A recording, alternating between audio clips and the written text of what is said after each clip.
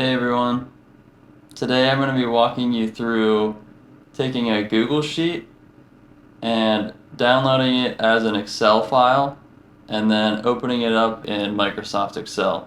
To do this, I opened up just a little budgeting spreadsheet that I have created in Google Sheets for myself, just for my personal year last year. Once you have your file open that you want to download, just go up to the top left, File, navigate down to Download, and then you'll have this Microsoft Excel option, so we're going to click on that.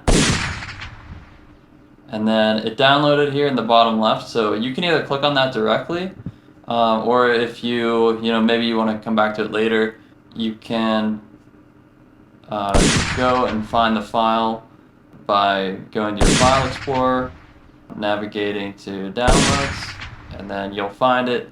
Just search for the name of your file, so mine's just called My Little Budget.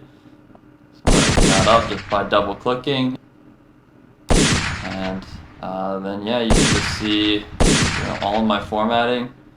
Everything is the same as I had it, so you can see my formulas are still intact and everything.